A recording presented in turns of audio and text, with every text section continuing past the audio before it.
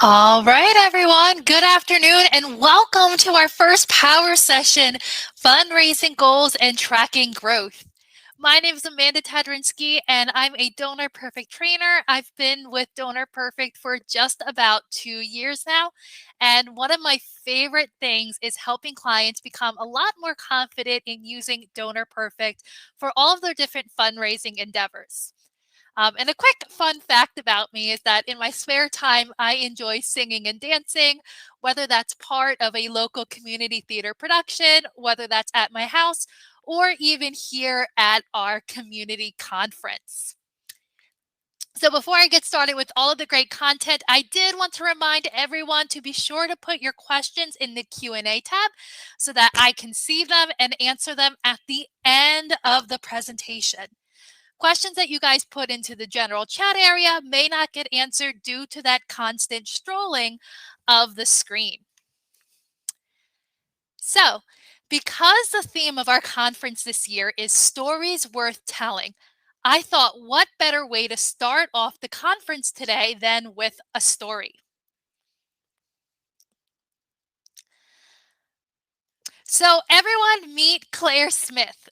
She's the newest executive director at Coral Acres Animal Rescue, a nonprofit whose mission it is to find safe and loving forever homes for abandoned pets. Claire had adopted her own dog, Denali, a husky German Shepherd mix from Coral Acres about 3 years ago. So she was super thrilled to be brought on board and help connect families and pets together. And she came on just in time for the organization to start planning their annual appeal efforts. Over the last 5 years, Coral Acres has done an annual appeal that ran from September through December, and they had moderate success using direct mail, DP forms, and constant contact as a way to spread their message. They've never set a fundraising goal in the past, but this year they want to change that because they're hoping to use their annual appeal as a way to raise funds to help renovate their dog kennels and increase their capacity from 30 dogs to 50 dogs. And Claire has been tasked with having to come up with that fundraising goal so that everyone on the team is aligned to the desired outcomes. And they're planning on using that fundraising goal along with stories as a way to motivate donors to support their cause. Now, Claire, being new to the organization and a new DonorPerfect user, is freaking out because she doesn't know how to report on what the organization raised in the past. And she certainly doesn't know how to set a fundraising goal in DonorPerfect. So quickly in the chat, how many of you guys have ever felt like Claire at this point? Go ahead and write yes, no, or heck yes. How many of you guys have ever felt like Claire?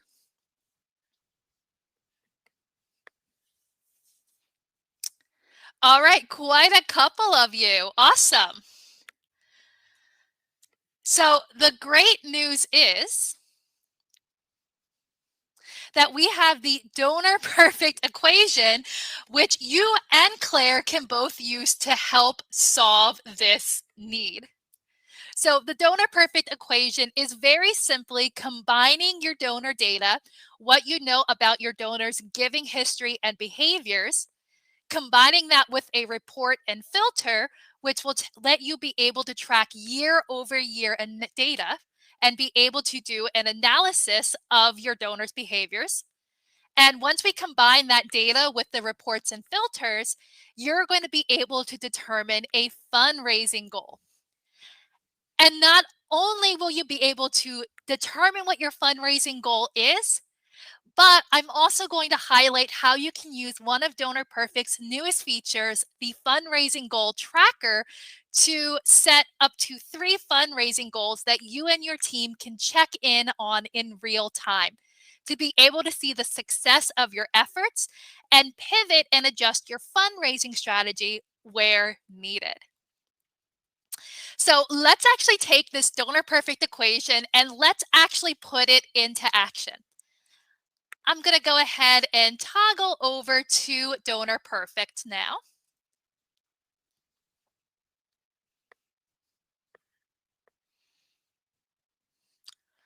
apologies, I have 3 monitors today, so I'm trying to get myself oriented. So I'm going to go ahead and toggle over to quick search. And if I was working with Claire, one of the first things that I would advise her if she didn't know anything about her fundraising data would be to open up a donor that she knows supported the annual appeal in the past and look at that donor's record to figure out what information we have in DonorPerfect that we can report on. So I'm going to open up my favorite constituent, Dorothy Gale, because I am a big Wizard of Oz fan. Let me know in the chat if I have other Wizard of Oz fans here. And if I was advising Claire or really any of you guys about looking at fundraising information, typically we're going to go to the gift tab. And when I look at this gift tab, just at a glance here, I'm already looking at the annual appeal in the solicitation field. That's where I would point Claire's eyes to, because looking at the way that the data is structured here, it appears that Coral Acre has been using annual appeal in the solicitation field to track the fundraising effort that motivated donors to give. And they followed the best practices, and every year they have an annual appeal with the year on it. So that's going to make it really easy for us to do a year-over-year analysis to determine what a achievable fundraising goal is for Coral Acres. So now that I've kind of done my audit of my data, I've directed Claire and we've looked at and determined that the solicitation field is the field that we should build our reports and filters around. My next step would be to take Claire to Reports and Report Center, and we're going to pick a report that will let us do that year-over-year analysis. Now, depending on what field you're reporting on and what data you're looking at, there are quite a few different reports that you could potentially use, and I could never cover them in 30 minutes. But for today, if I was advising Claire or anyone who wants to report on solicitation data, I'm a huge fan of the Solicitation Analysis Report, which is a report that you can find in the financial folder, or you can use the search bar and search for it. It's called Solicitation Analysis. And the reason that I like solicitation analysis is, one, for the information that the report provides, but I also love the ease at which I can use the sidebar filter to apply a very quick and simple filter. So for me, when I advise any client that's looking to run reports, my first recommendation is to always clear out any existing filters that might be existing. So I'm going to take my cursor and remove my date ranges. I'm going to hit clear values to remove any filters that someone may have left behind. I'm making sure there's no selection filters applied. And now that I've cleared out any old filters, I can now apply my own filter. Me and Claire can go down to the gift and pledge fields and find the solicitation field. And we're going to be able to click on the binoculars to pull up a list of codes that exist within that solicitation field.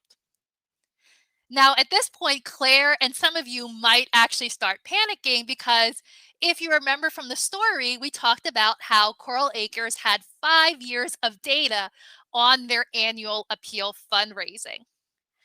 However, I'm only seeing annual appeal 2022 and annual appeal 2021.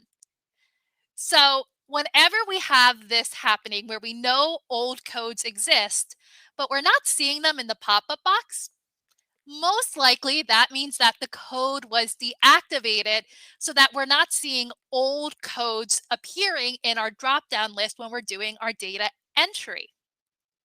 So when we want to look at older historic codes, so we can do these year-over-year analysis to identify our donors' giving patterns and trends, we just go up to the top right corner, click Show Inactive Codes, click our heels 3 times, and wham, bam, thank you, ma'am.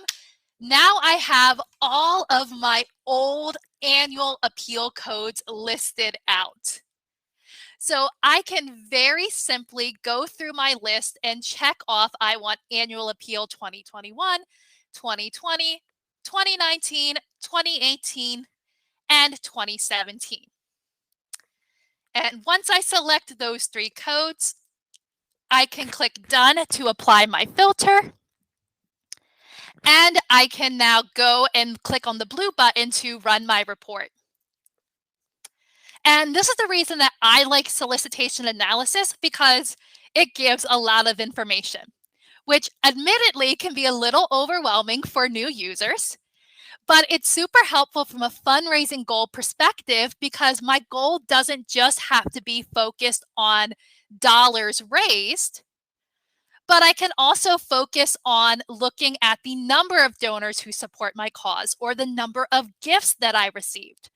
Those can be things that I build into my fundraising goal as well.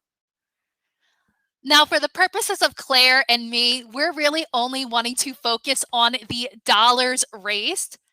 So I'm going to look at the total revenue column, and me and Claire are going to do a little bit of an analysis, and we determine that year over year, our donors tend to give between $5,000 to $6,000 more than the previous year, with 2020 being the exception because there was a pandemic.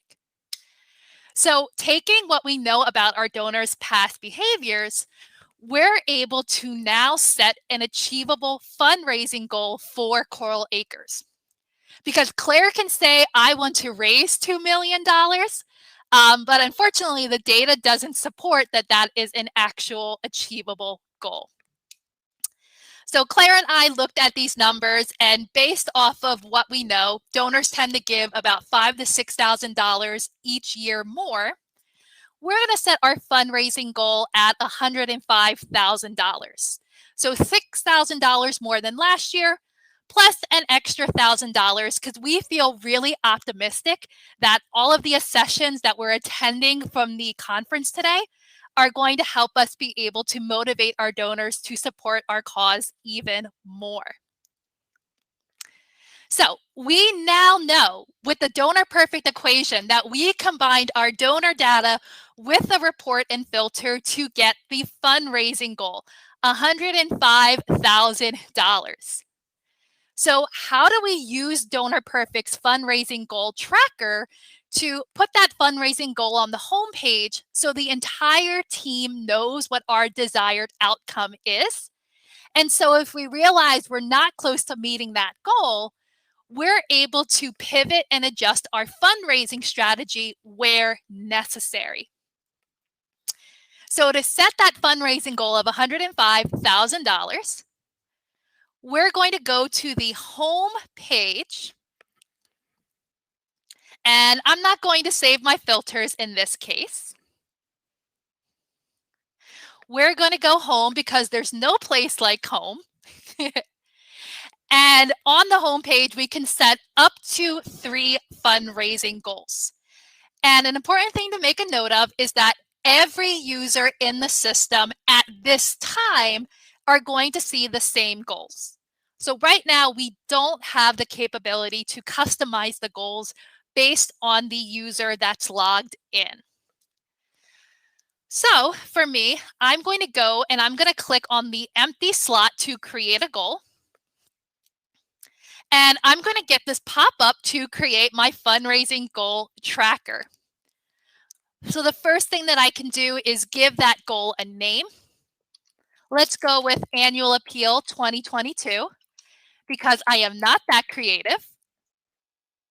I'm able to set my goal amount, which we used our donor data in our reports and filters to determine our goal is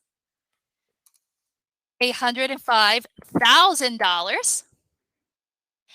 And we can set a goal time frame. When do we want to start raising the funds, and when do we want the funds to, or when are we going to stop counting those funds?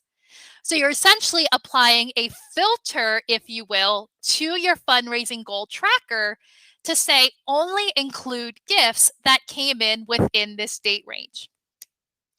For Cola Acres, they set their annual appeal to run from September 1st through December 31st. So we're going to click on the boxes and set that goal. Up, I went too far ahead. I'm already thinking about Christmas holidays. But we're going to start out from September 1st and go to the end of December. Finally, the system needs to have a code to include within this tracker. So in addition to a data gift filter, you're also setting a code filter to say only include gifts if they have this specific code. And you can only pick one of these 4 coded fields. But within a coded field, you can pick up to 5 individual codes. So I can only choose a solicitation, a campaign, or a sub-solicitation or general ledger code. But within each field, I can pick up to 5 codes within that grouping. Now, in this case, I really only want my annual appeal, or I should say Claire only wants the annual appeal 2022 donations. So we're going to go ahead and select that code. And then the final step is to create my goal tracker. And now I have a fundraising goal tracker so that every time my team logs into the system, we know how close we are to meeting our fundraising goal. Again, everyone is aligned to the desired outcomes. We're able to pivot our strategy where necessary. And we can leverage this information to motivate donors to support us. Because when people see you're really close to meeting your fundraising goal, they're a lot more likely to want to support your cause because ultimately they do want to see your organization succeed. And while I basically focused only on the monetary side of things, so revenue raised, the goal tracker can also help you set a goal to be able to determine number of gifts or number of donors that you want to support the cause. Or your goal could be focused on bringing in new donors through this fundraising appeal. So I certainly don't want you guys to walk away thinking all of your fundraising goals have to be monetarily focused. That is not the case. With the goal tracker, it does tend to be that way, where the goal tracker right now is only focused on that monetary side. But you guys can certainly use other DonorPerfect reports like Easy Reports to track goals that are not focused just on giving history. And I know all of you are absolutely dying to know, did Coral Acres meet their fundraising goal after we went through this process and after they attended the conference and applied all of the great knowledge that they learned? Well, I'm happy to report not only did they meet their goal, they actually exceeded it by an astonishing $2,000. So a happy ending to our story for today. So with that said, that is the end of the content that I had planned for today. So what I would love to do is open it up to you guys. What are the questions that you have for me? Let me go ahead and pop over to that Q&A and see what we have going on here. All right. Hadaru is asking, is there any possibility in the near future that we could have more than 3 fundraising goals? So Hadaru, what I would encourage you to do is use our suggest and vote feature and let our developers know that is something you would like to see added in a future enhancement. That is something that we do take into account. It's one of the things that motivated us to add fundraising goals. So let us know that is a way that we can improve this offering and make DonorPerfect even better. Judy is asking, can you see this goal on your personal dashboard or just on the organization dashboard? So Judy, it's actually not on the dashboard at all. It's actually on the home page when you click on the home icon. And if you don't see this page when you go home, try changing your when I log in, show me the to the home page. So every time you log into the system, this will be the first view that you see.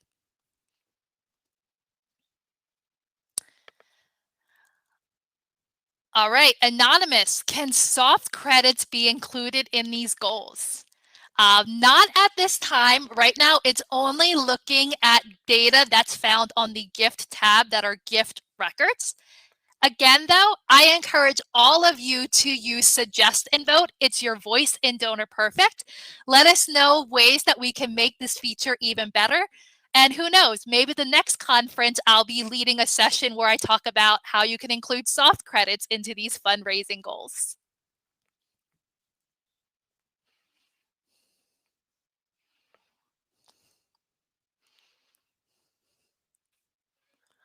All right, let's see. Blair, can you set a personal goal? Blair, not at this time because all of the fundraising goals are across all users. So most likely that would have to be another suggest and vote item for you guys to set.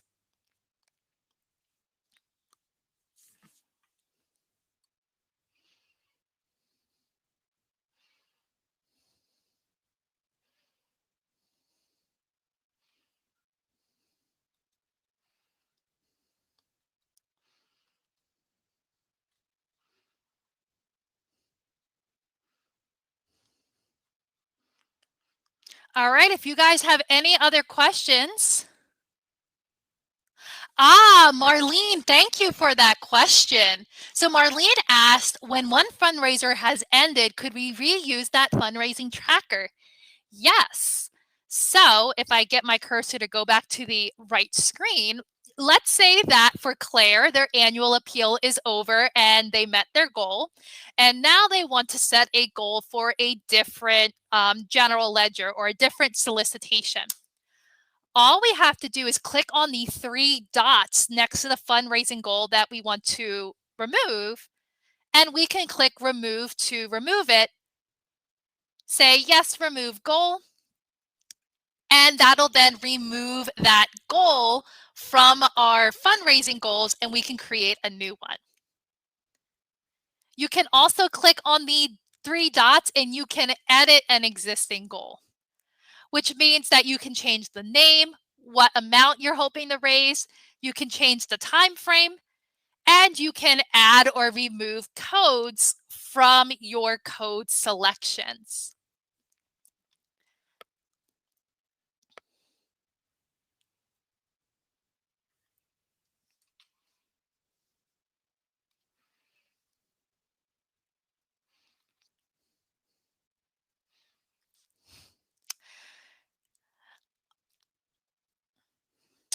Alrighty, so while we have a few minutes left, I did want to just provide you guys with a little bit more knowledge here.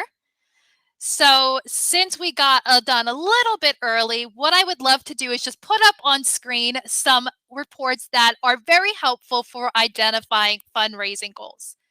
So I talked about solicitation analysis, but we can also use gift comparison by time period, which lets you track your fundraising data year over year, quarter over quarter, month over month, year over year.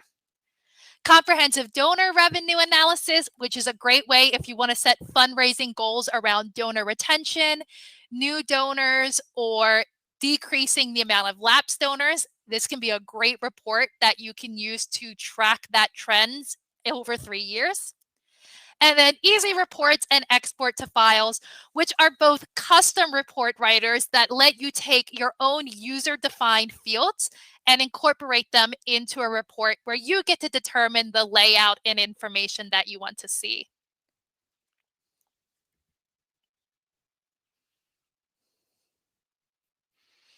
All right, and just as a heads up, there will be a handout that all of you can access that'll have the links to these reports, as well as some knowledge-based articles with step-by-step instructions on how to build and apply fundraising goals.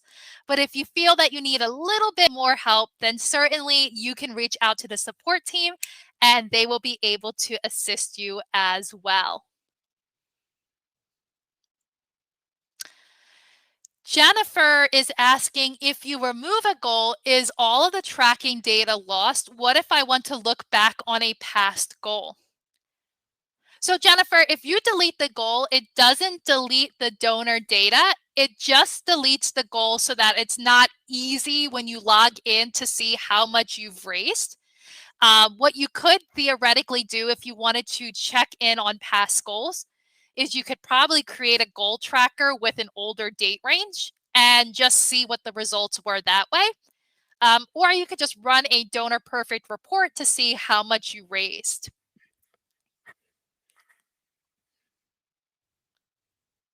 Yes. So Sarah was asking if there's a similar report to solicitation analysis. Yes, we actually have what's called the sub-solicitation analysis report, which is the exact same report that I showed you, but instead it groups the data by subcodes or sub-solicitation codes instead. So depending on what it is you guys are looking to report on, you'll probably pick different reports to get to that answer.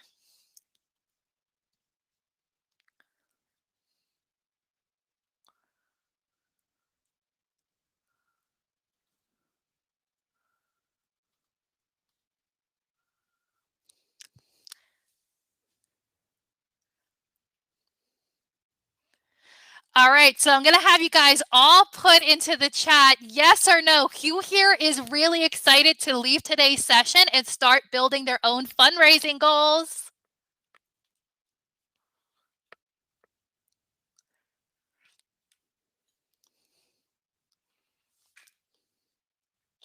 Oop, and there goes my lights. That's the joy of working at the home office.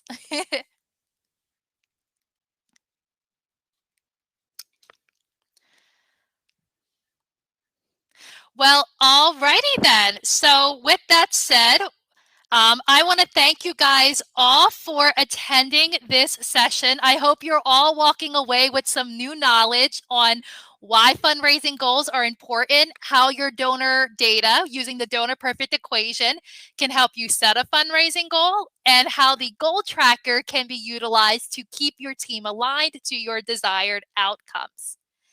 So for those of you that want maybe a more in-depth tutorial on this, or you want to see fundraising goals applied in a more specific scenario, I would encourage all of you to keep an eye out for our upcoming workshops on July 12th, August 9th, September 13th, and October 11th. Each one of those workshops are going to focus on a particular topic, with fundraising goals kind of being interwoven into those different areas. So keep an eye out on the DonorPerfect website and in your email for the sign up for those sessions. So for those of you that are continuing on, our next session is going to be, what is an Oreo cookie without the center? What is your nonprofit without middle donors? And we also have a presentation by QGive, storytelling as part of a multi-channel content marketing strategy. So no matter what session you choose, you're not going to miss out on any content because all of our sessions are recorded. So I hope that you all will join us for the rest of our day and into tomorrow. So thank you all. I hope you have a great rest of your day.